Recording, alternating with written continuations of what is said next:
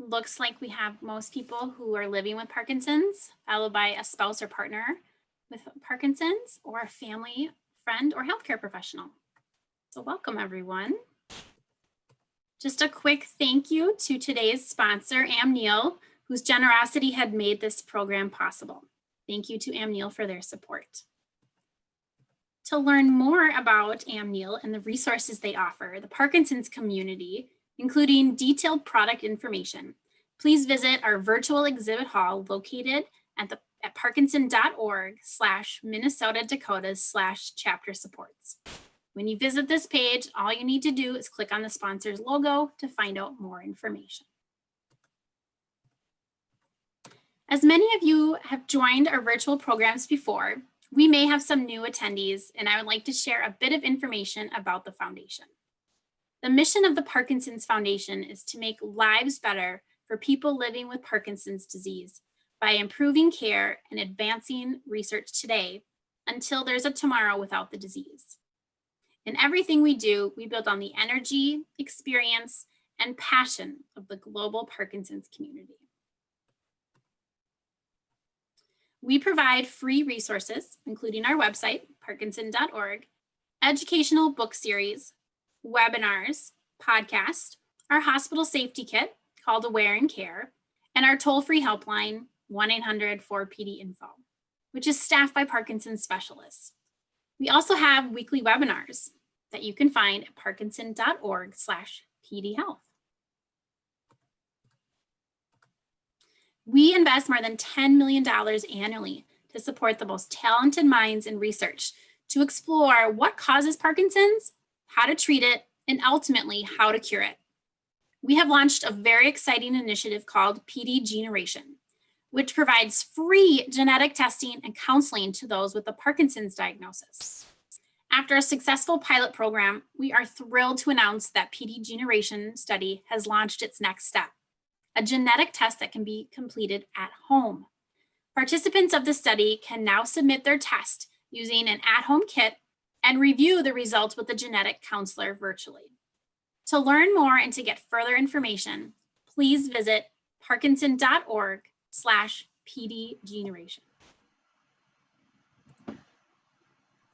All right, we've got a lot wonderful information. So without further ado, I'm so excited to introduce our guest speakers, G.N. Rangamani and Joy McKenzie from St. Cloud State University, Department of Communication Sciences and Disorders. Rangamani is a professor and Fulbright scholar, licensed speech pathologist in Minnesota, and received her PhD in speech language pathology at the University of Mysuru, India.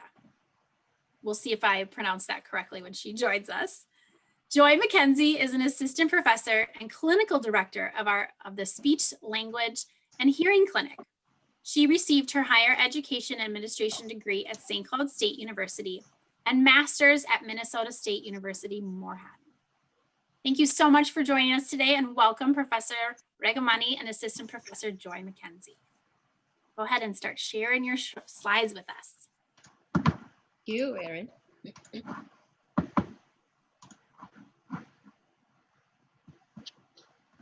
All right, good morning, everybody. And I want to say thank you to Erin, Jennifer, and the Parkinson's Foundation, and just to say how excited and honored both Dr. Rangamani and I are to be with all of you this morning and for your time.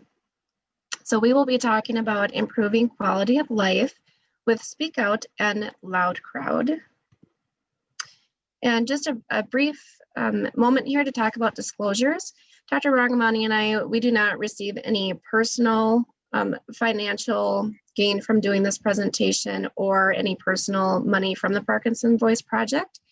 Our department at St. Cloud State University, we do apply for an annual grant where for the last 3 years, the Parkinson's Voice Project has been very gracious and awarded us grant money, which we use to provide training to our graduate students, to our community SLP partners, and to our faculty, as well as it gives us some additional money to provide resources to our individuals in our treatment programs. All right, so today we have a lot to go over and a lot that we're excited to share with you.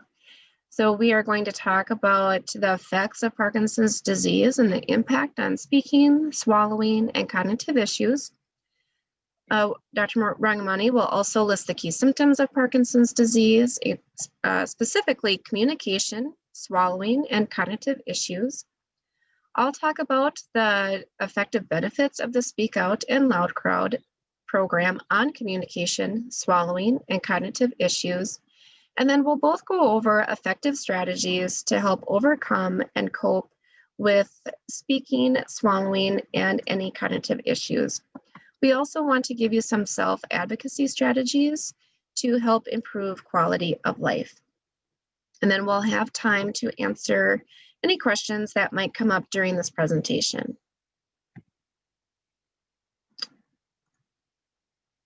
All right, and then Erin shared with Rangamani and I some questions that were provided during the registration process. And just briefly, I won't go through every single question. Instead, I want to point out that we will be going through the information to answer these questions during our presentation. So I will talk about how the voice therapy programs, so the Lee Silverman voice therapy or treatment, the LSVT, how that differs from Speak Out and Loud Crowd. And then as far as availability or access to speech language pathologists who provide therapy for Parkinson's, we have contact information at the end. So I will point those out to you. And then again, just talking about how to improve your communication, we'll discuss during our presentation. Some of the other questions that we have, we'll come back to these at the end of this presentation in case we didn't directly answer them.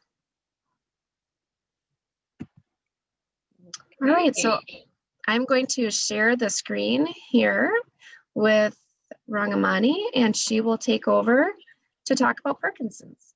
All right, oops, I moved quickly. Welcome again, everyone. I'll quickly go over a little bit of an underlying principles of Parkinson's, just so that we will understand better how to improve the speech and how we work with the Speak Out programs to make how those programs are effective. In order to understand their effectiveness, I think it's important to understand a little bit about our brain and how it works to control the movements.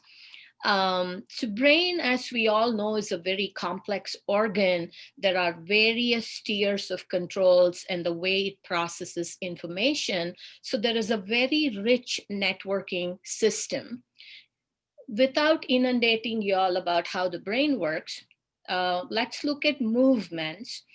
Movements in our body, it can occur at two levels. One is at an intentional level where you actually draw your attention and you intentionally move your body organs to make whatever movements you're doing for the activity that you're about to perform. It could be maybe you're dancing in a certain way that you pay attention to how you dance, or maybe how you draw. These become intentional movements. Even when you're talking, you can speak at an intentional level. Right now, I am using an intentional speaking because I need to know how loud I need to be, how slow I need to be, or what I want to say. So it's kind of, I'm being very intentional.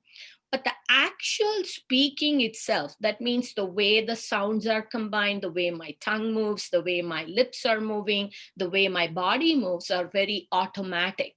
Like if you want to paint, you don't wonder how to pick up the paintbrush. You simply pick it up. And that is an automatic movement. You may focus on how you're going to paint, but the actual action of picking up the brush to paint or picking up a fork to put something in your mouth, these are all automatic movements. And we'll look at how these two are controlled in just a bit here. Okay. my mouse was not moving, sorry. So these control of movements, that is both the automatic movements and intentional movements, these are controlled in the brain very differently. So if you're working on intentional movements, there is something called as a direct connection. That means the highest part of our brain, the cortex, as we call, this controls the muscles by sending nerves out, and it makes all the body parts move the way we want it to move. So this is a direct network. And it's important to also know that all our thinking, the cognitive processes, our ability to attend to a task, the ability to recall something, your memory functions, as well as ability to problem solve, to decide if something is right or wrong, all these are happening at this higher level where this direct control is also happening, right? So these intentional movements or activities, they require not only just how the muscles to move and what is the timing, what is the sequence, not only that, it also has to constantly monitor the movements. We want to know how, whether I took 2 steps ahead or 2 steps behind. All those intentional activities need to be controlled. So there is sequencing that happens to an activity. These are all happening within your brain without your knowledge even. Like when you wake up in the morning, you go to the bathroom, you take the toothpaste, and you have to put the toothpaste on your toothbrush first before you start brushing. These sequential movements that happen are all happening in the brain in a way that the brain has to control each movement to occur one after the other.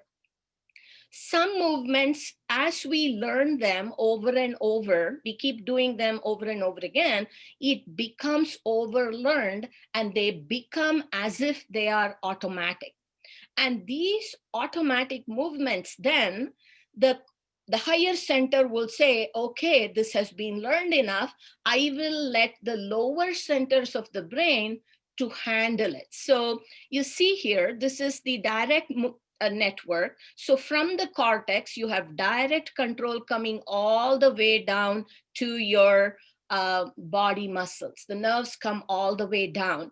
But as this control becomes very automatic, that control now gets shifted to the lower centers in the brain. So for the automatic movements, the lower centers of the brain take over and they will start controlling that movement. All right. So there are 2 different movements and 2 different networks, right? The intentional movements are controlled by the higher centers. The automatic movements are all controlled by the lower centers.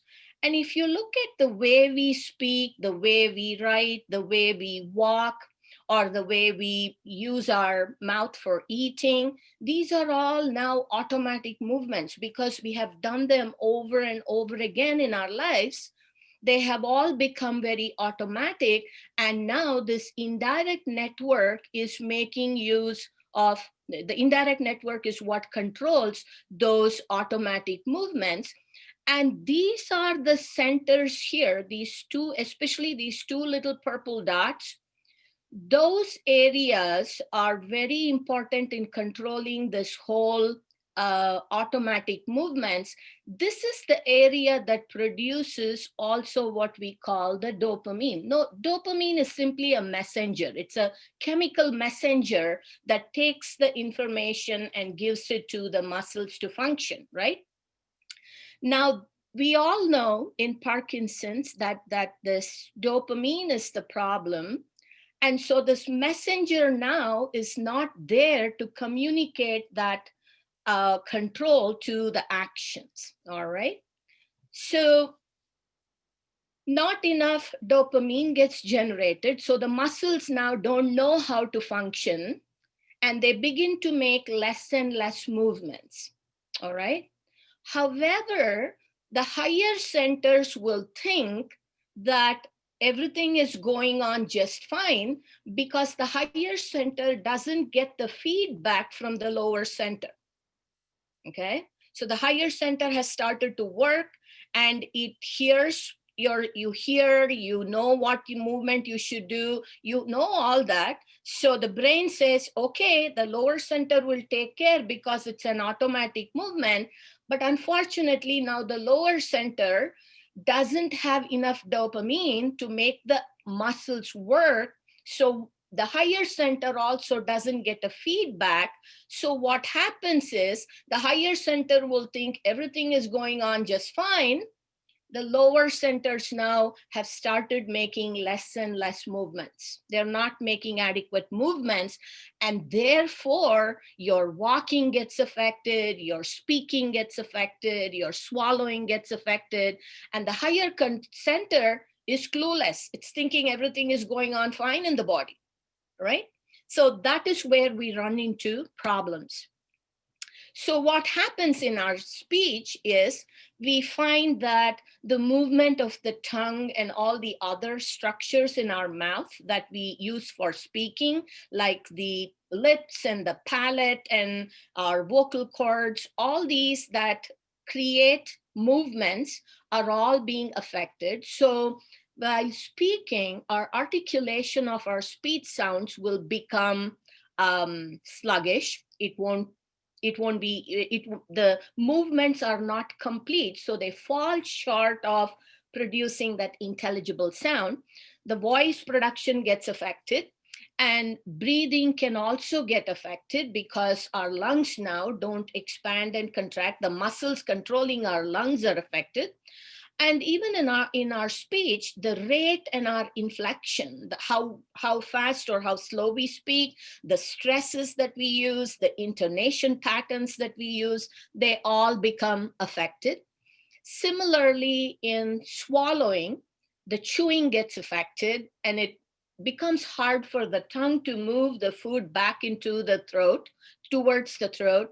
And then the airway where we are breathing and the food pipe where the food has to go down, they both are sitting right one behind the other. And they both have to coordinate in such a way that when you swallow, the food doesn't get into the airway.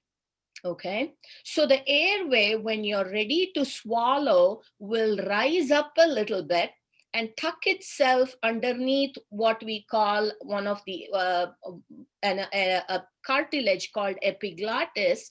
And so the airway comes out of the food path and the food simply goes from your mouth into the food pipe easily. But now with dopamine not functioning adequately, this movement of these pipes and closure of this airway doesn't happen easily. So what happens is when the person is trying to swallow, food may not go down in a timely way. And it, instead of going down into the food path or the food pipe, it goes into the airway and then begins to choke you. So coughing and choking become frequent. And similarly, there are some cognitive changes that could also occur.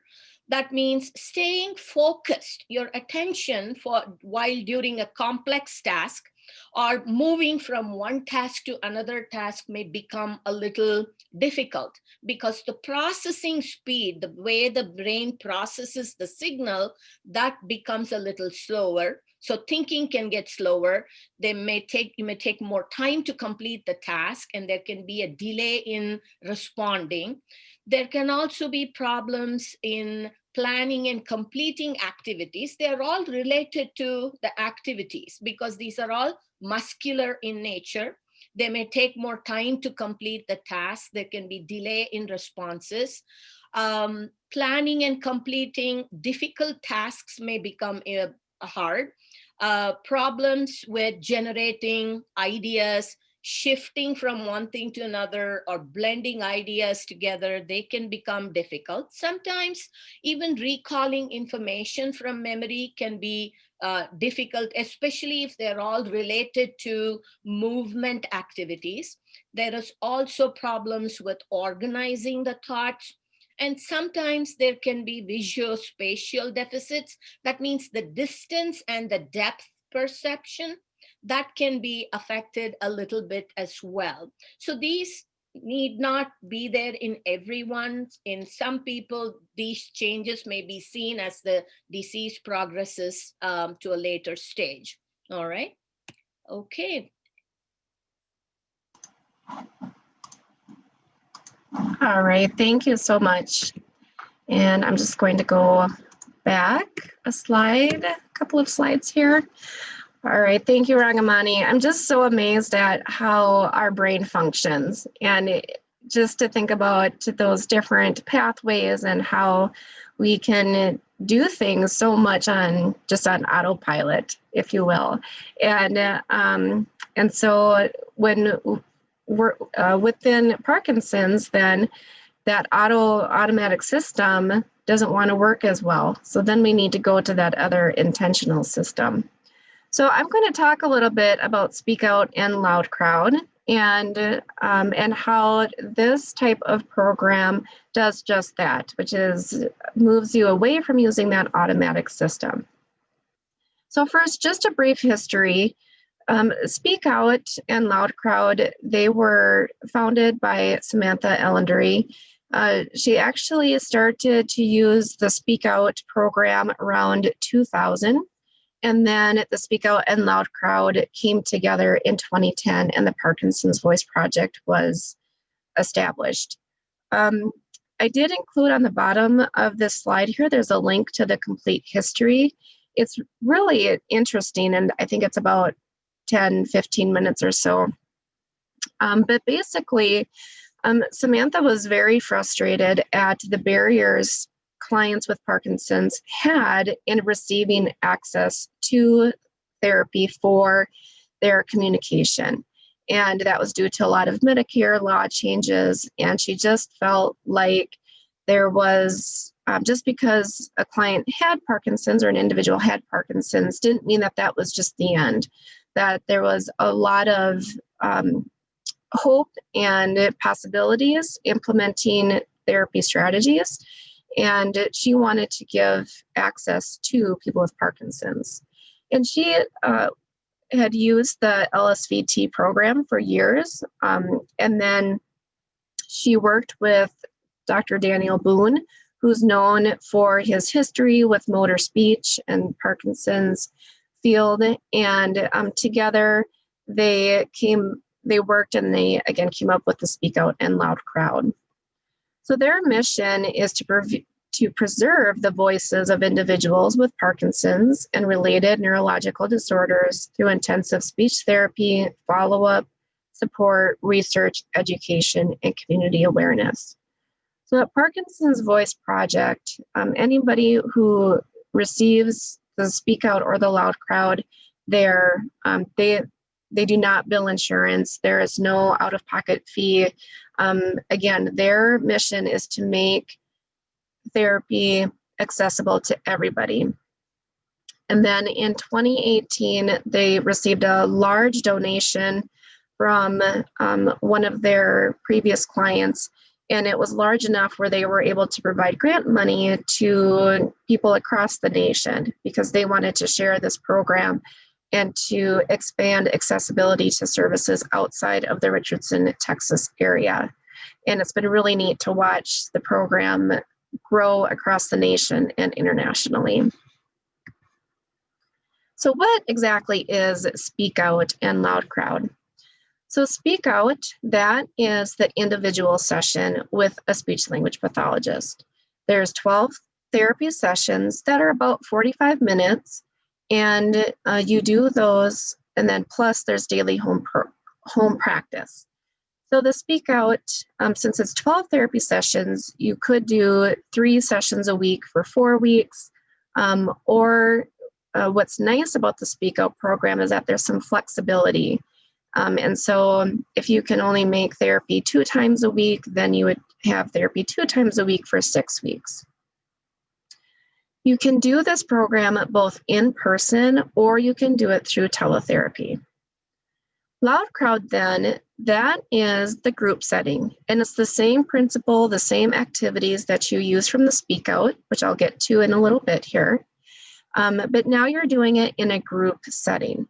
So you must either currently be in the Speak Out therapy program or have completed Speak Out to be in the loud crowd. This group setting is weekly. It might be 1 time a week or 2 times a week, just depending on what the facilities offer. And then the expectation is that, again, you do your daily home practice. And this also can be done in person and or through teletherapy. So the Speak Out in the loud crowd, one difference from the LSVT is that the Speak Out, they have fewer individual sessions that you need to complete the program or to complete the concept of the therapy. And there's flexibility based on your need. Whereas LSVT is more prescriptive as far as the expectations for how many times you attend therapy, for how long, and for how many weeks. So again, Speak Out is a little bit more flexible that way. And then as far as the loud crowd, LSVT, they also offer a group setting. And the difference, again, between the two is that for the loud crowd, the activities and the what you learn in your Speak Out is what you will do in your loud crowd. And the speech pathologists that are doing the Speak Out and the loud crowd, it's the same training.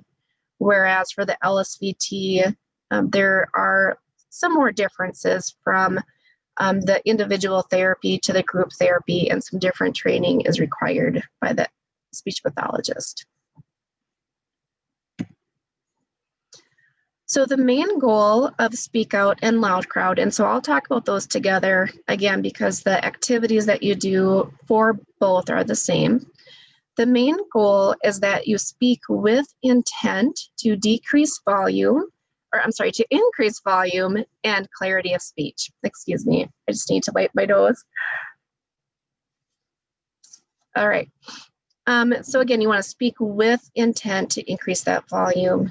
And then by using that intent, and so rather than using the automatic part of your brain, you're using the more goal-focused, intentional part that will also help with the clarity of speech. So you're using that system that is less dependent on dopamine.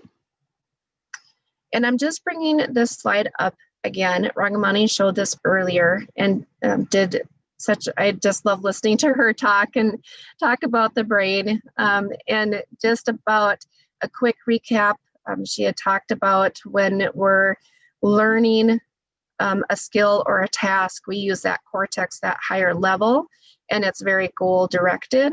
And then once it becomes automatic, then it's at that lower part of the brain.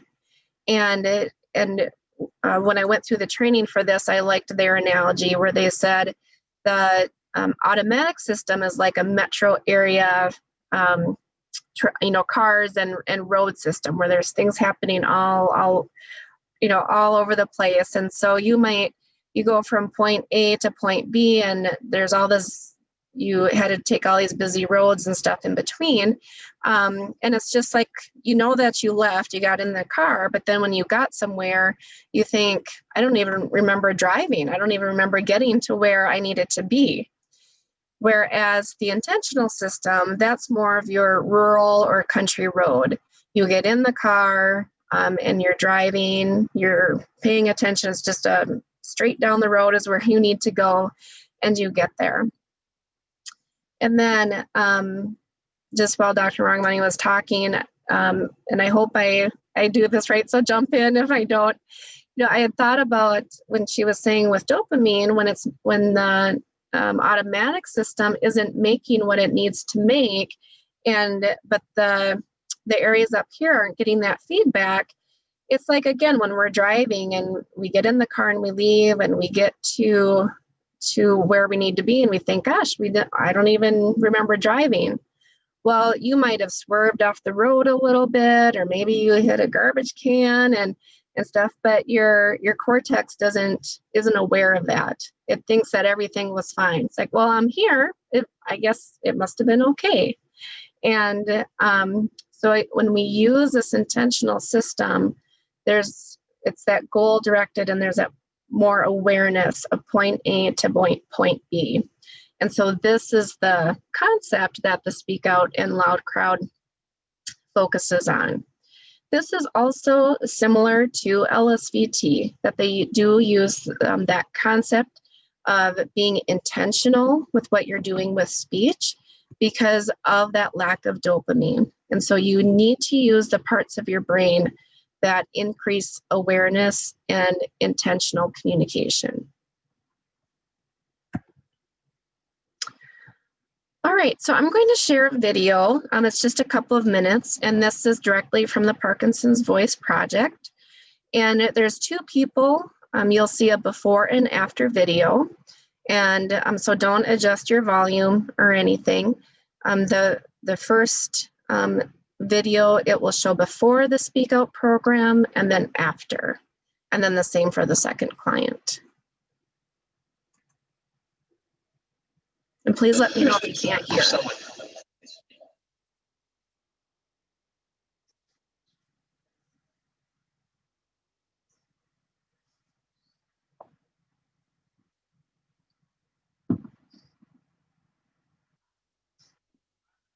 Joy, the volume, I think you need to share that too. We are not hearing it.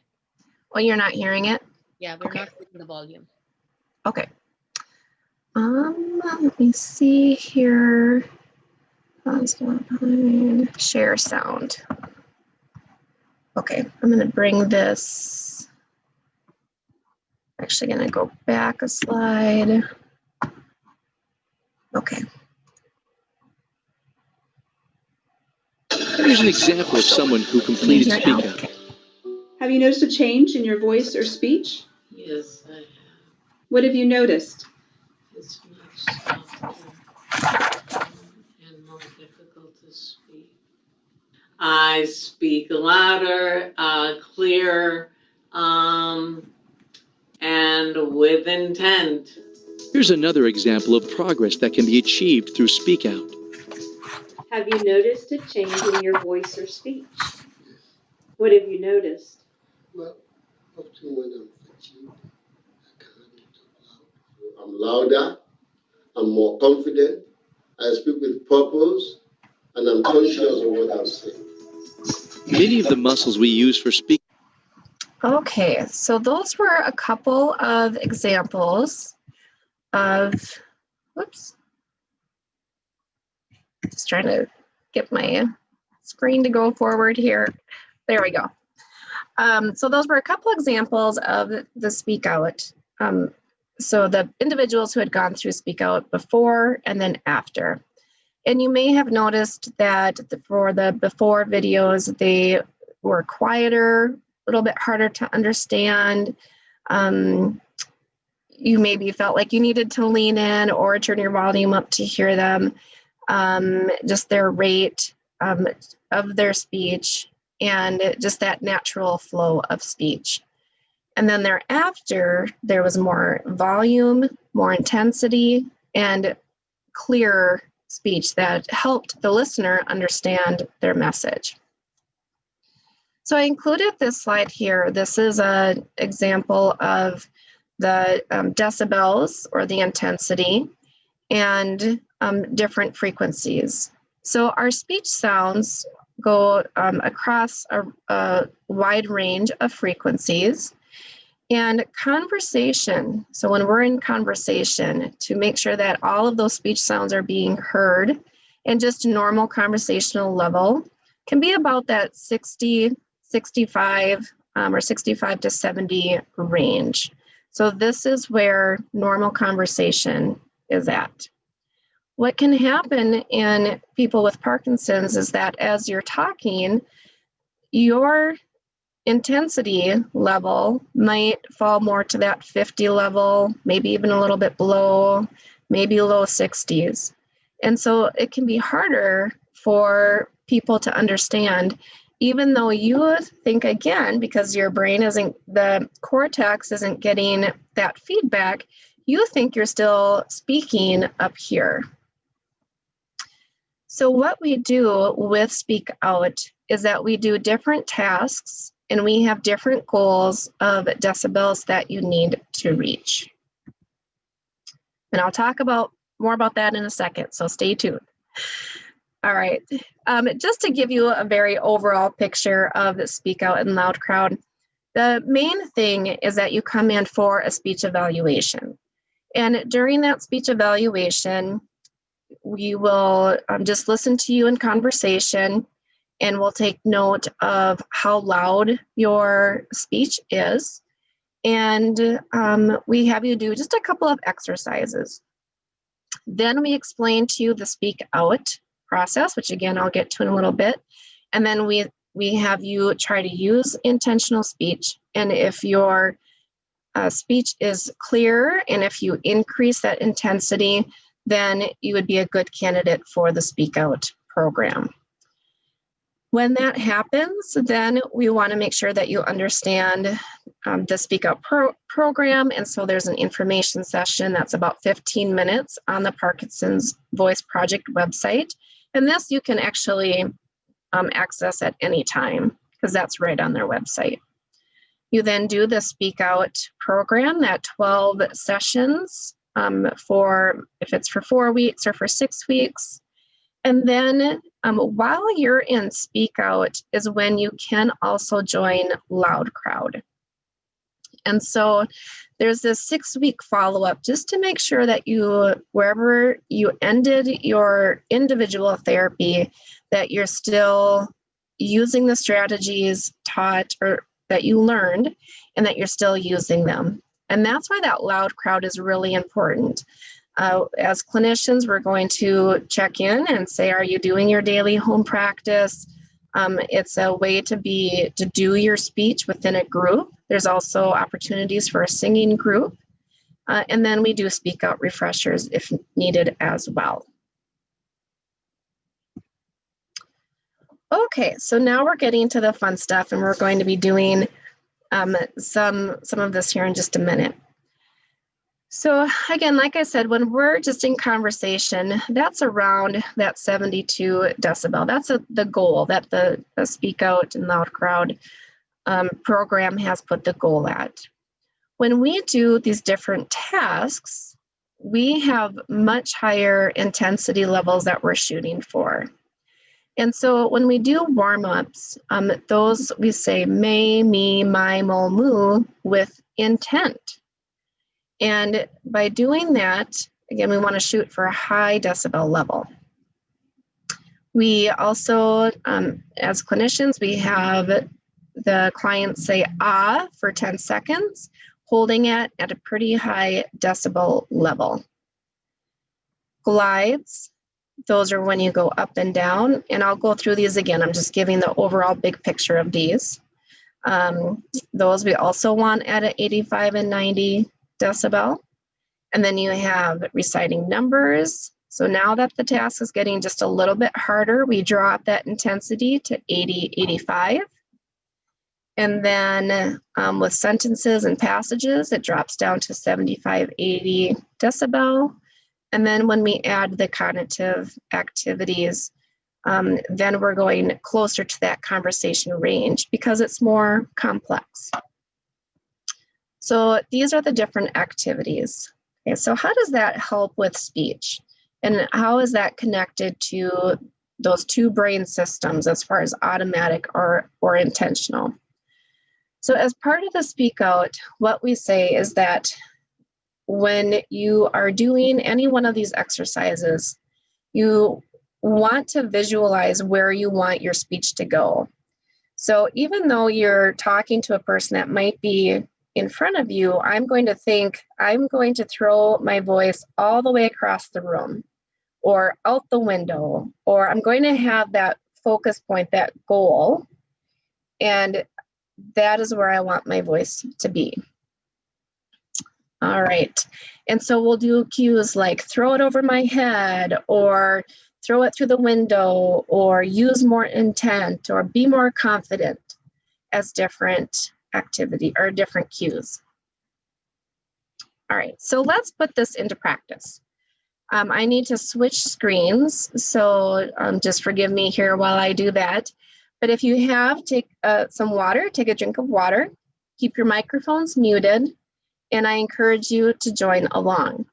If you're by yourself, I want you to just think about, how did it feel for you? Did it feel like you were shouting? Did you notice any change? Just how did it feel? If you're with someone, or if there's a group of people with, you can just maybe take note of, did it seem clear? Did it seem louder? Okay, so like I said, just excuse me for a second while I go back to my other screen. Oops. That's what I was supposed to do.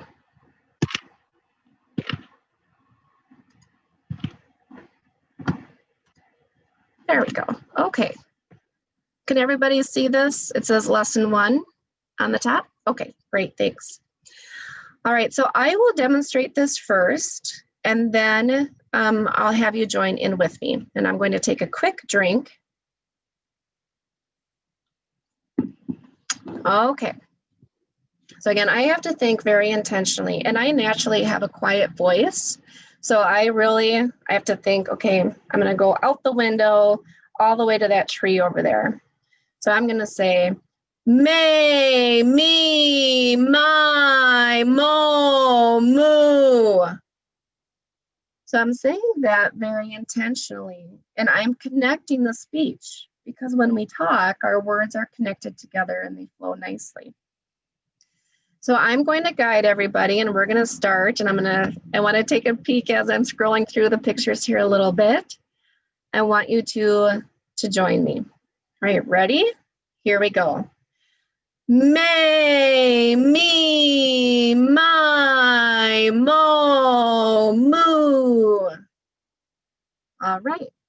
And so if I was working with you, I would be giving you feedback, and I could do that 2 different ways. If we're in person, I would use something like a sound level meter, and this tells me specifically where your decibels are at. And so our goal here is that you would be hitting 85 to 90 decibel. I've had clients where I've worked with them and they've hit 75 or 70, and they'll say, I was shouting, I was yelling at you.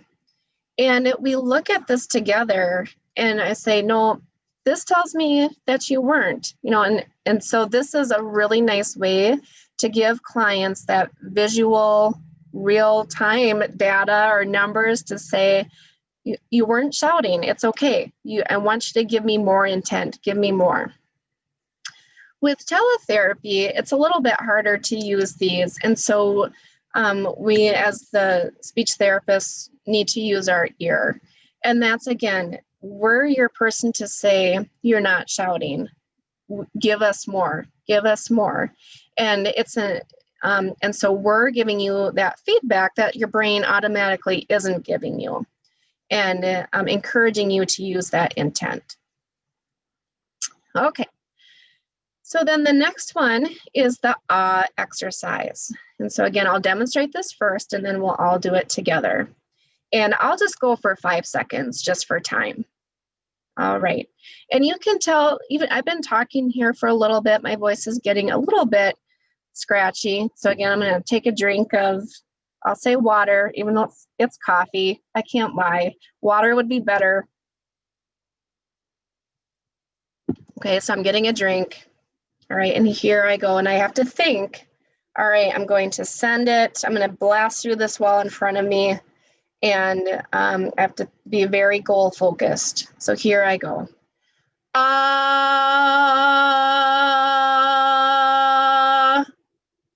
Right?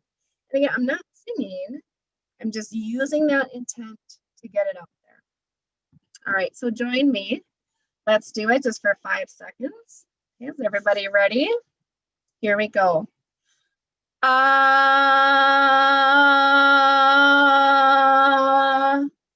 Good, great. And I can see some of you have some really nice posturing with the mouth. You have it open, nice and wide to give you that.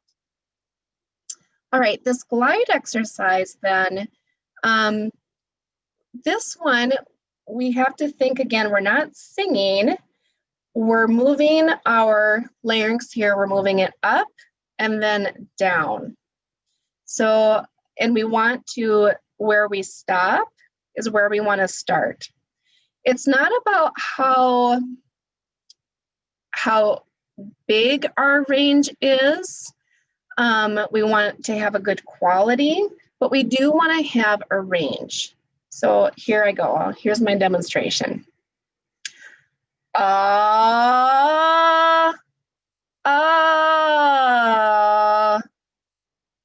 Okay, so I went up, stopped, and then I went down. So let's do that one together. All right, if everyone's ready, and I'll try to direct you here.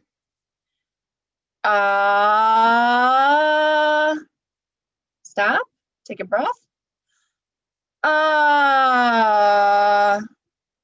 right, again, I can see some nice participation there.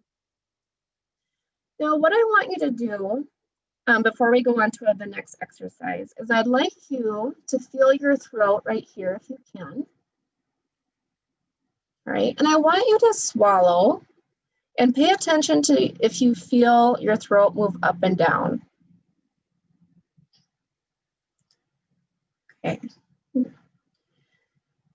So when we swallow, our throat here has to move up and down to make sure it can protect our airway and that the food needs to go into our tube that goes into our stomach.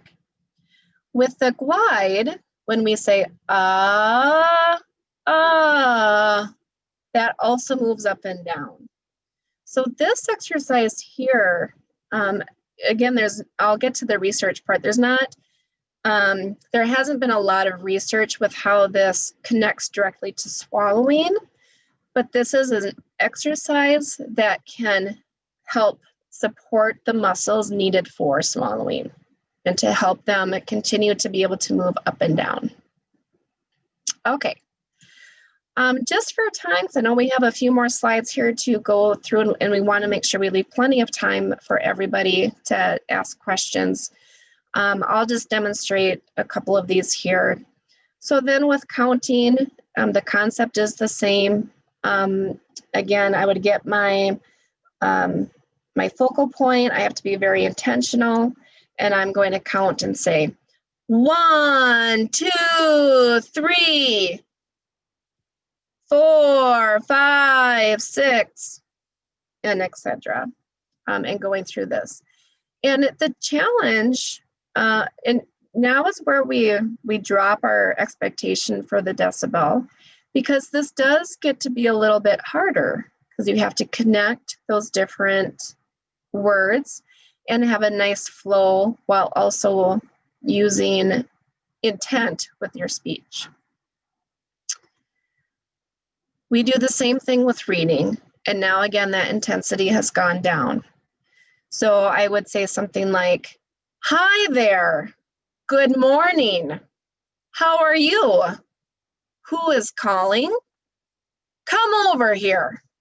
All right, so I'm using that intent. Let's see here, and then they've got some more reading, and then a cognitive exercise, and now we're getting more to that conversation level, where we would say, "Up and down, cream and sugar, stop and go."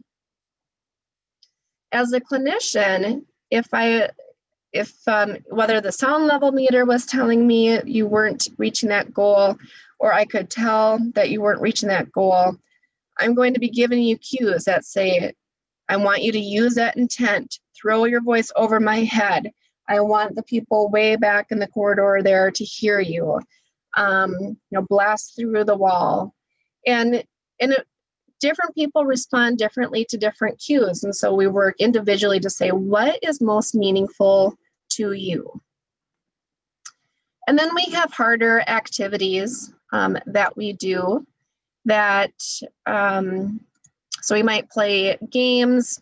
So something like Family Feud, or even if we play Go Fish, and with cards, and let's say I have the number 2, as I want to ask if my partner, or I'm sorry, the person has a number 2, I'm going to say, do you have a card that's 1 + 1? But I'm going to use intent. So, do you have a card that's 1 + 1?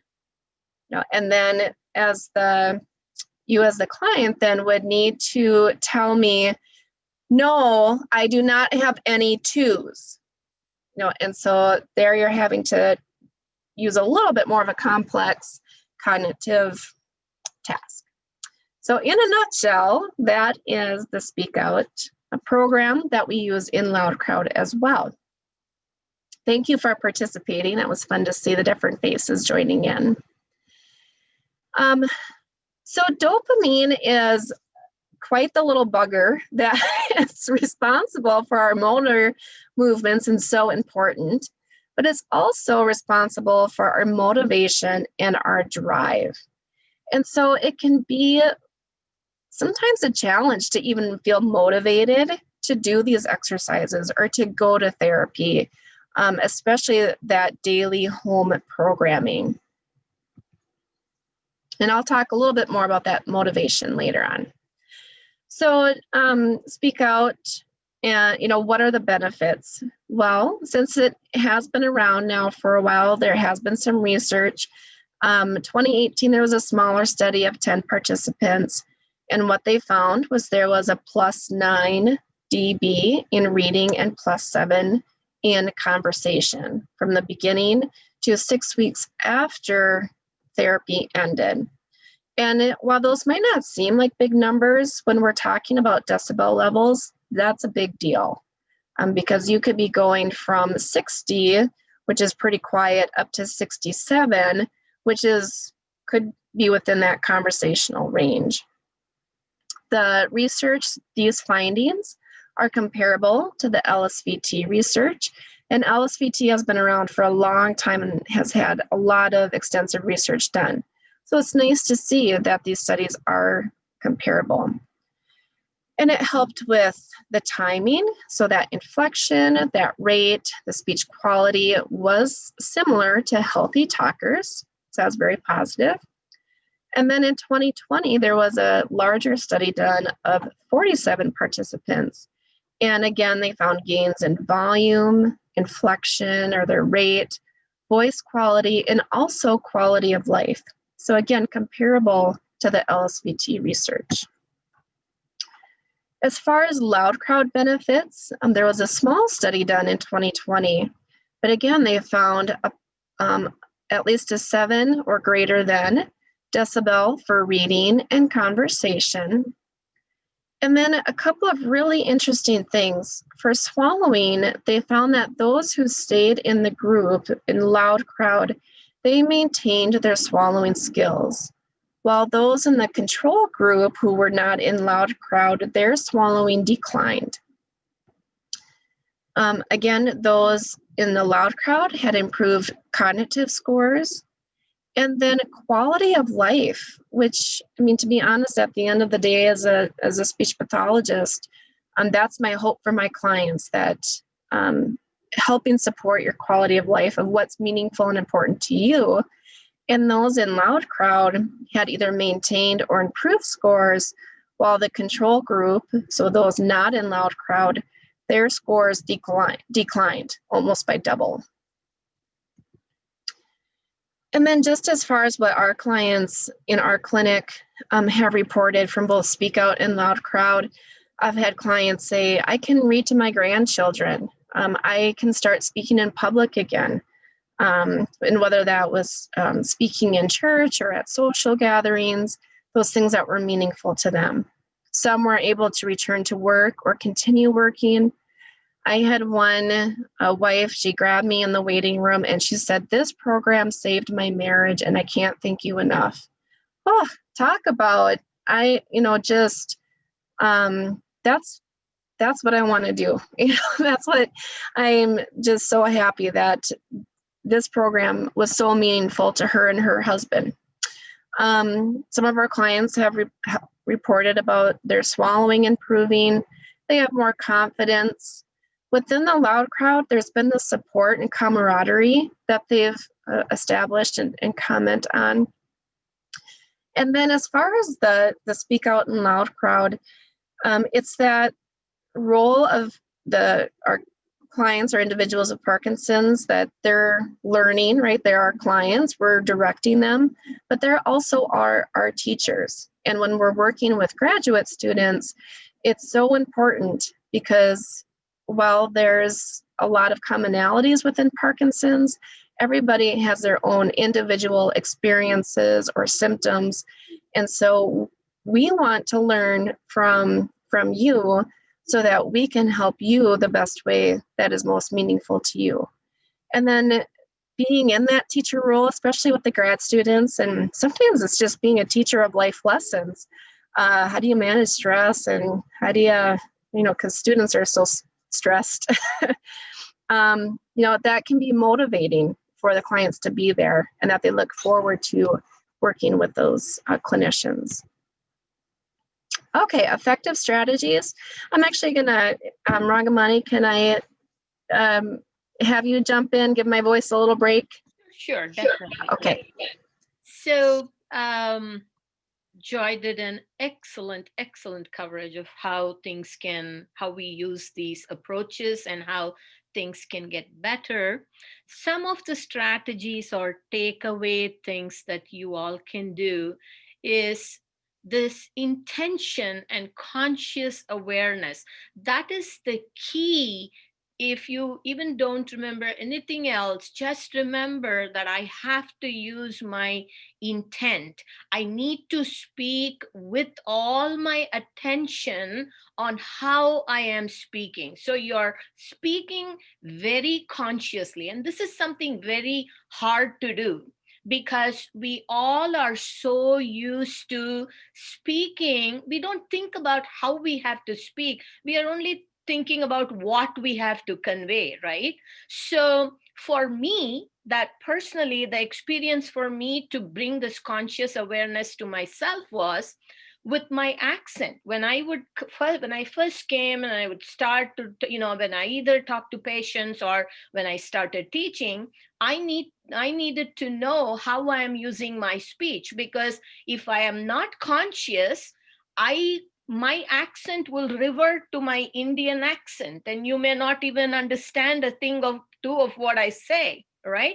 I have learned to become more conscious of how I use my speech, and that is what you all need to do now. Think that you have a different accent and you need to use the American English speaking accent, so you consciously now have to use that conscious speech so you can bypass that indirect network, which is so much dependent on dopamine, and bypass that so your higher centers will kick into gear, and then you will be able to speak more clearly and your voice and speech will become more intelligible. And in order for this to happen, exercise is the key. What we have learned with our brains are that even in any modality, if you do not exercise, those muscles will kind of, they begin to decay, they atrophy. So exercise is key. It's like going to the gym and lifting the weights. You have to exercise at least for 15 minutes. All the exercises that Joy showed you at the beginning, saying the me, may, my, mo, saying those, doing the ahs, doing the glides, going from a low pitch to a high pitch neatly, coming back from that high pitch to low pitch, they all have to be practiced at least for 15 minutes. So using these vocal warm-ups, which Joy demonstrated, and then speaking more louder than what you think is required. You may think you're using your voice loudly, but it is not getting projected. So you have to think that this listener is about 10 feet away from you or 20 feet away from you, and have that mental image that Joyce said, visualize that your listeners are outside of the window, and you need to project your voice beyond that wall, beyond that window, for them to hear your voice. And practicing that, and practicing singing. Singing is another a way to bypass the speech network. It is a timing rhythm thing that a different network is used for control in your brain. It's using the right side of your brain more. So singing and singing loudly can also help. But make sure that you don't ruin, or not ruin, you don't harm your throat, because your vocal cords, your voice box, the muscles in your voice box will get tired if you're continuously using your voice. So make sure you give breaks to rest your voice, and avoid clearing your throat and coughing when you're doing that. It's better to sip water frequently. I wouldn't recommend sipping coffee, but definitely water is better. Caffeine can dry your mucosal layers inside your throat. So try to use water frequently when you're practicing. Decrease any background noises when speaking, because your voice will be easily heard over the background noise.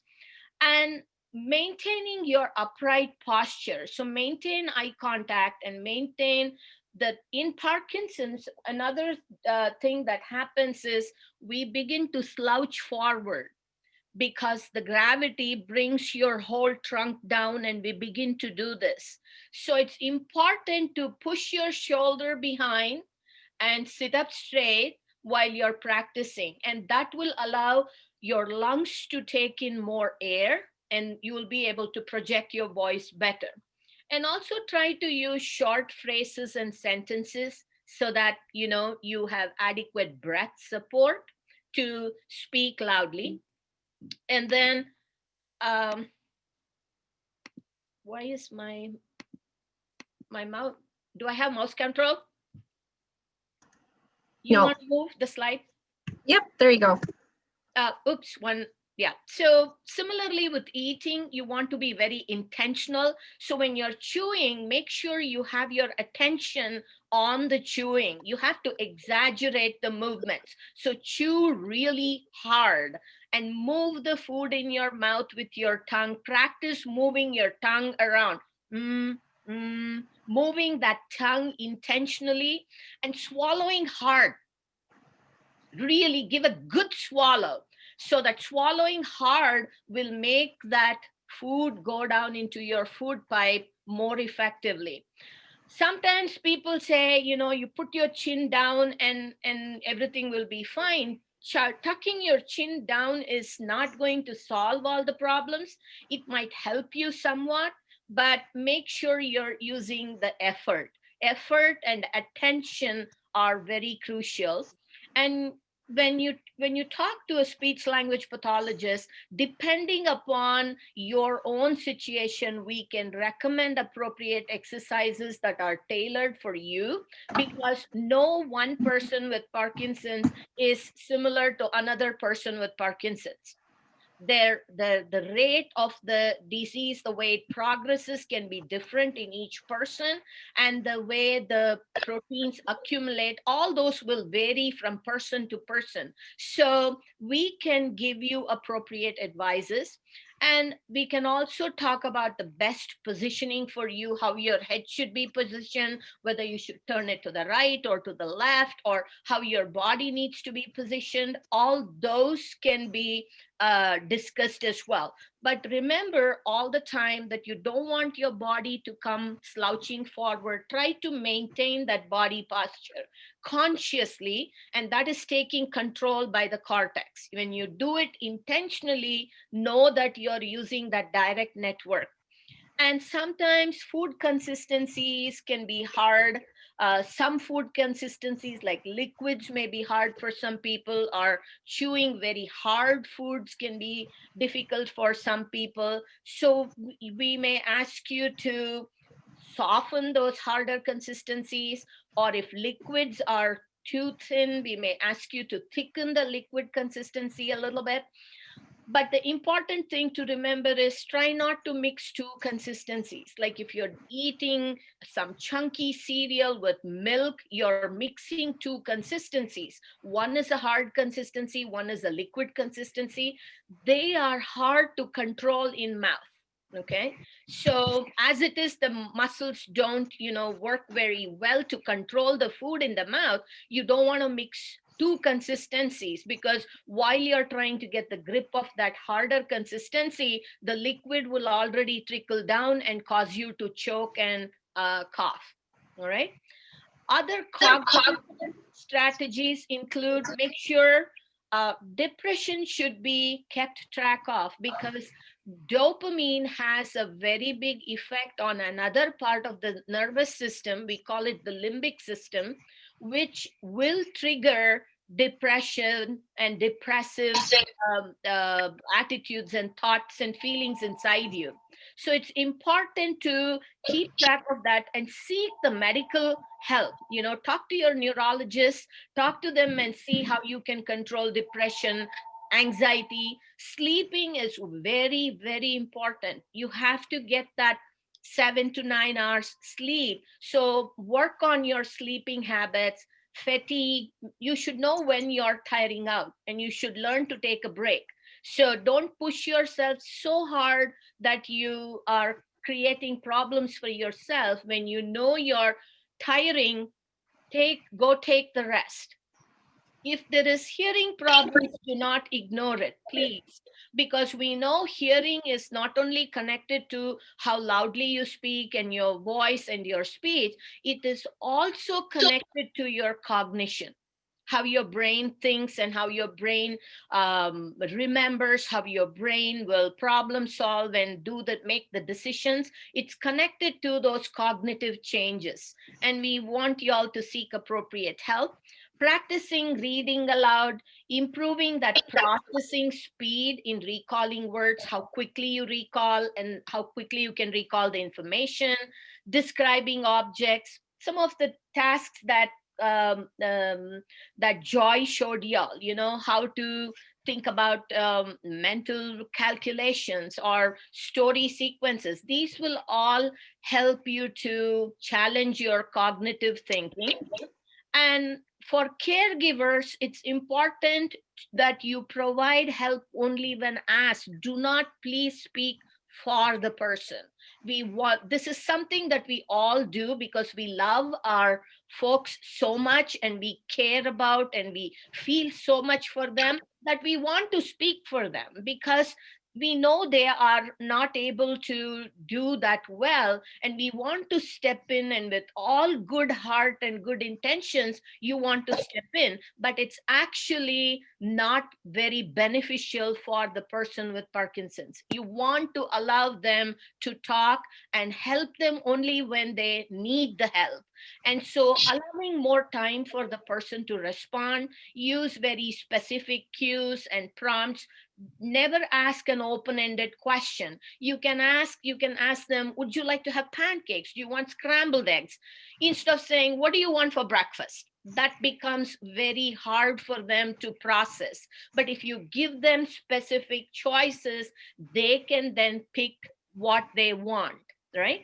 Using written instructions can help along with verbal ones. Providing more structure in the environment, keep the things in the same places. Post reminders. You need to take your medicines, put that on the refrigerator. Take medicines at 8 a.m. after breakfast or after you eat. And these sort of verbal reminders can be posted. Asking them relevant questions, cues and reinforcements in conversation. So instead of saying, what did you do yesterday? You could say, can you tell me what we did at Julia's home last night? So they have more structure, they have more cues, they have more context. You want to take over, Joy? Sure. Yeah, sure. All right. Thank you for giving that information. Okay, so just a couple more slides here and then time for questions. So the last thing, just some self-advocacy for quality of life. I encourage you to speak up and speak out. Conversations can be challenging. You might be interrupted while you pause to collect your thoughts. People might speak over you, and maybe there's some other things that you might ask us about. Your voice is important. You are important, and what you have to say is important. And so I encourage you to continue to speak up and speak out and make your voice heard. Find those motivators to keep you speaking. It might be those internal motivators. So maybe it is, I really want to read to my grandkids or have conversations with my partner, or I do like teaching and meeting with my clinician. I might, just anything that can be motivating to you. And write them down. So then when you feel like I don't want to go to therapy or I don't want to do my home program today, that again, you have that reminder to say, this is why I'm doing it. This is why, and it's because you matter. And I encourage you to participate in Loud Crowd or Speak Out or in other support groups if they're available to you. I'll come back to this slide here in a minute. So some contact information. I have both my email and Rangamani's at the bottom. And then just our overall CSD department at St. Cloud State. We have that if you have more questions or want to contact us. And then if you're interested in learning more about the Speak Out and Loud Crowd program, you can go to the Parkinson Voice Project. And then if you want to find a provider, you click on Patients and Families, and then find a Speak Out provider. And you'll see people listed that way. So I'm wondering. And it is the same thing even with LSVT. If you feel that there is no Parkinson's Voice Project certified clinicians in your area, you can go to the LSVT website, and then there you can go under Patients and Families. All the providers certified are listed in these websites. Go ahead, Joy, sorry. No, that's okay. Thank you for that information. So thank you everyone for your attention, listening to us talk. And so Erin, do you want to help us out, kind of guide us? Should we address any questions we didn't hit here, or are there questions in the chat that we should answer? One question that came up in the chat talking about where you access these clinicians. Are you seeing more in person or virtually? And what is the protocol moving forward, do you think? Yeah, that's a good question. I would say before COVID, there would be a lot more in person. There's definitely people that do a lot of the teletherapy. Teletherapy is great because it can reach people in more rural areas where they might not have access to the programs. And then it's also nice just as far as traveling, especially when you live here in the Midwest with our winter weather and things like that. Post-COVID, I think, especially we're not post-COVID, we're still in COVID, aren't we? Where there's a lot more teletherapy. So for example, our clinic, we went from all in-person, both Speak Out and Loud Crowd, to all teletherapy.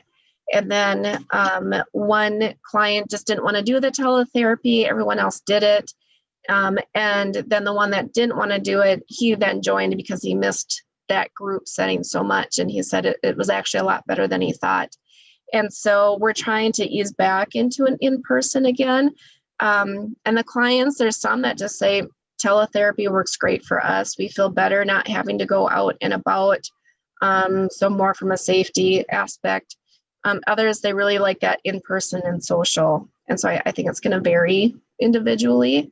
But to be honest, it's been great that we can offer both platforms, and that's pretty uniform, I believe, across facilities in the nation. Going back to the beginning of how you know you need speech therapy, where would you do you usually hear it from the care partners or the spouses? Hey, your voice is getting low. Or do you see the person with Parkinson's that self-recognizes that their speech has changed? Right. I think if people are asking you to repeat yourself a lot, or if they're telling you that, that they're not understanding you, if you feel like you're being spoken over in conversation or interrupted, that those would be some pretty good signs that your speech has changed that you may not be aware of, and that would be worth connecting with or talking to your caregiver about it, and then also your provider. And then, so if you go to a place that so if you're going to go to an outpatient clinic, for example, then you would need to have a referral from your physician for speech therapy. Our clinic, for example, we don't bill any insurance, and there's no charge. It's a donation-based clinic. So you could call us directly or contact us and say, I'd be interested in having an evaluation done. And if you're not sure, because there's other facilities, you can always just call them and ask. Great.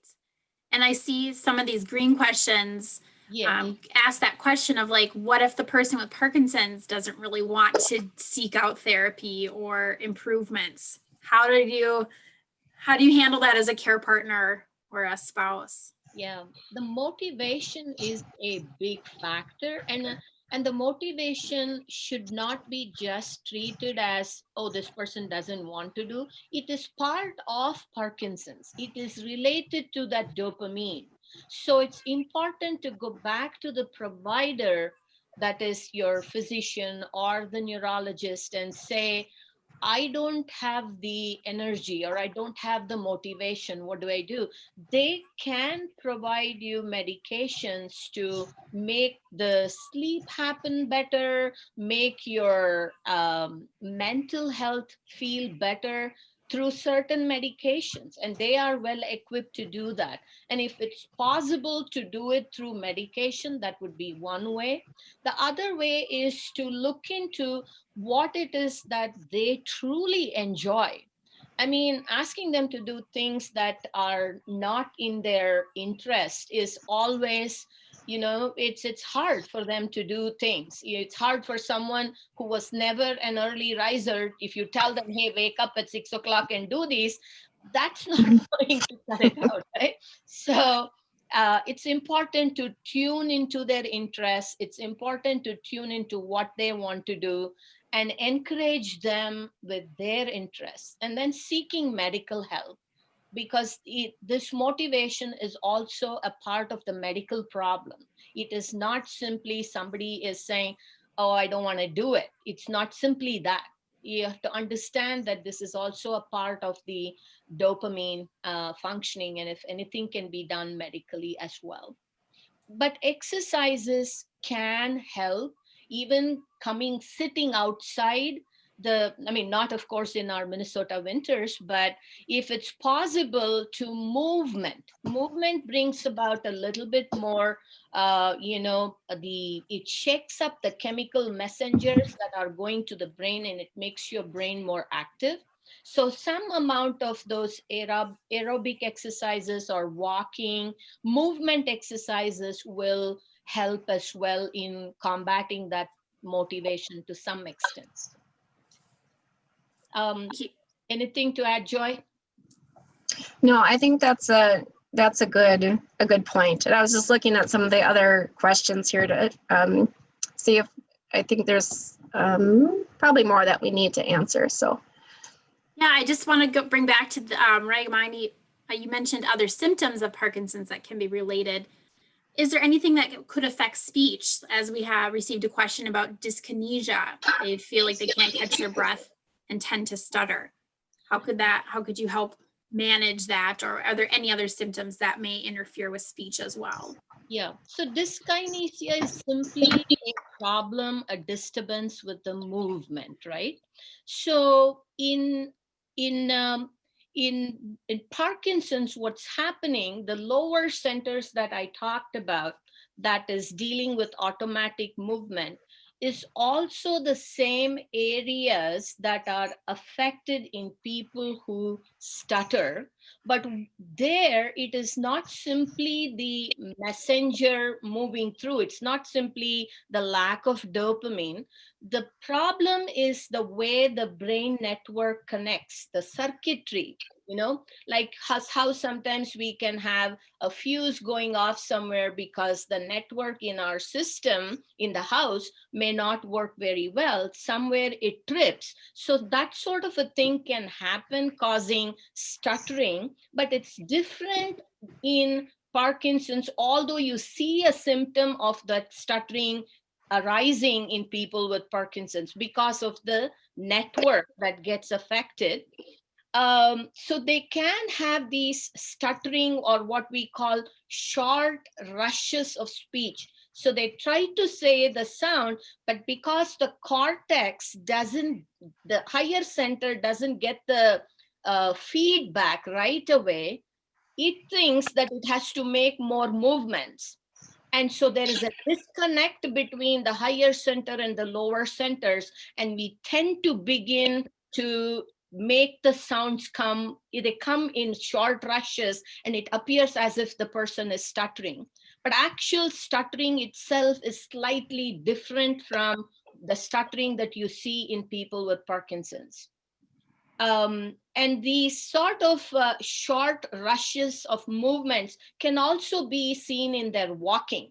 It's called in medical terms, we call it a festinated gait, where they begin to walk and they suddenly go quickly like that when they begin to walk until their walking smooths out.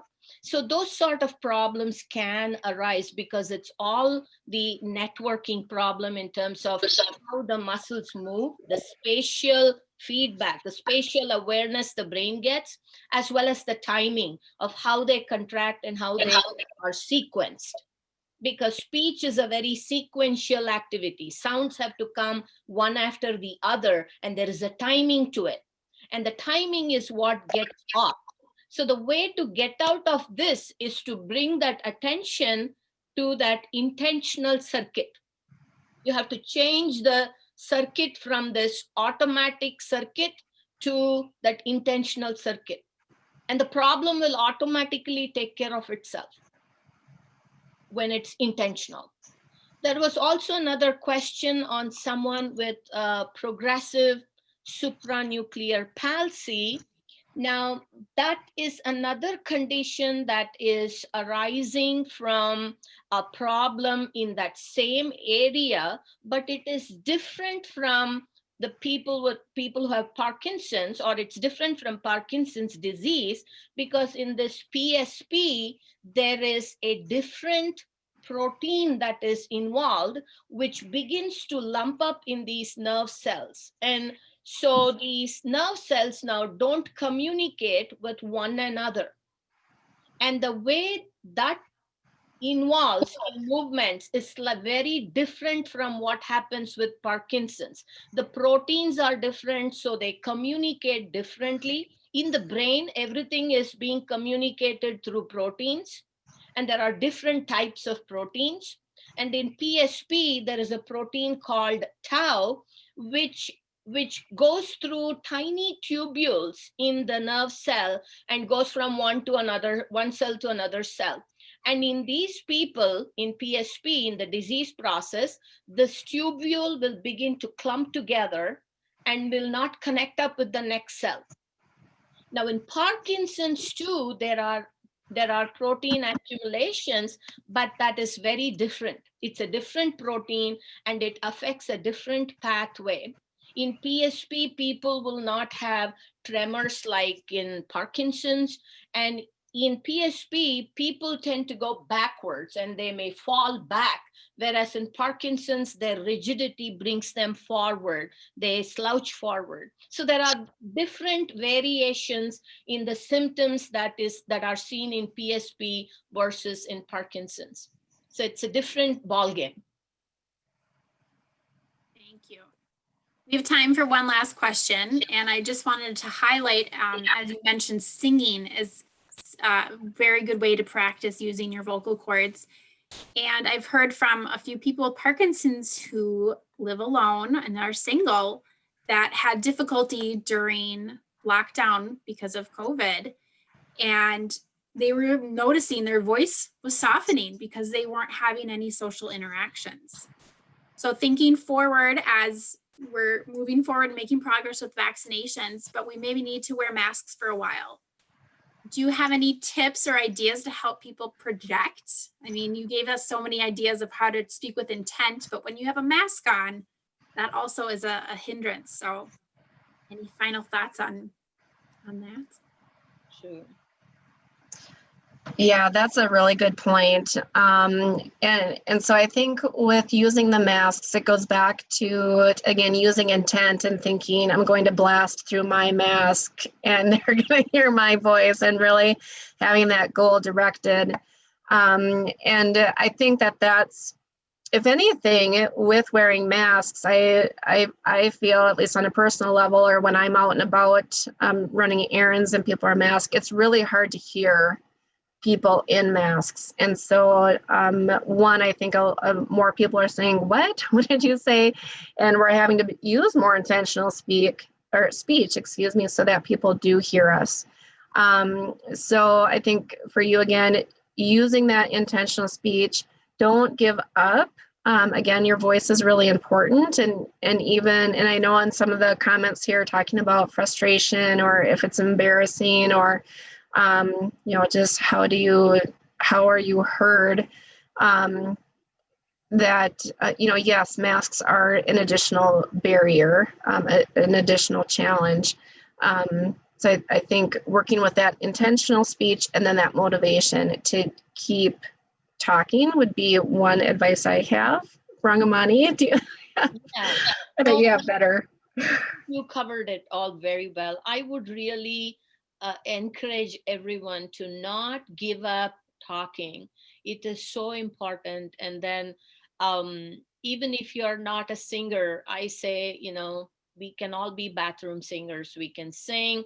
The more you use your other parts of the brain that are going good for you, keep them going good, and utilize those good parts in the brain that can actually compensate for what is not working. And we all have those strategies. So singing helps.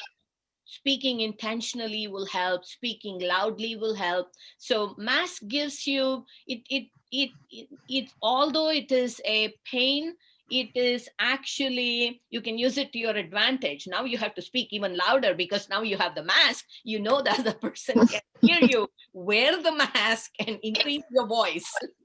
Automatically your speech will become more intelligible. Yeah. So I like that. Turn it around, make it a positive. Yeah. All the best, all of you. We really thank you for all your presence here and listening to us. Yeah, I just want to share a few other comments. Someone shared on the Parkinson's Voice Project on Facebook. They do a 10 a.m. voice exercise program that is also recorded, so you can check into that. And then an app is available in the Apple Store called DP Meter that can function pretty well as a sound meter. Mm-hmm. And if you have any other suggestions, I'd love to follow that up in our follow-up email to share any tips or technology that might be of assistance for people. So we had some great suggestions in the chat, and I would love to just wrap up our program and saying a big thank you to everyone that was able to join us today. And a huge thank you to Rangamani and Joy for sharing their time with us today. If we're not able to answer your question or they're coming to you a little later, Feel free to reach out to the helpline. We'll also email a link. The follow-up email will include the slides and the recording when they are posted on our webpage, and a few other speech therapy resources. We greatly appreciate your feedback on today's program by completing the survey that is linked in the email. This feedback will provide us information to help us plan future programs. So if the time of day was off or the length of program, please let us know. And a reminder that the Parkinson's Foundation hosts virtual events each Monday, Wednesday, and Friday. To learn more and to register, please visit parkinson.org/pdhealth. You can also visit this page to see all our archive programs since April of last year. And lastly, we want you to know you are not alone. We are here with you and so glad that you were able to join us today. If you have any questions, please reach out to us by calling 1-800-4PD-INFO or emailing helpline@parkinson.org. You can use the same contact information to order our free resources, educational book series, and our hospital safety kit. Thank you again for joining us and have a great rest of the day. Stay safe.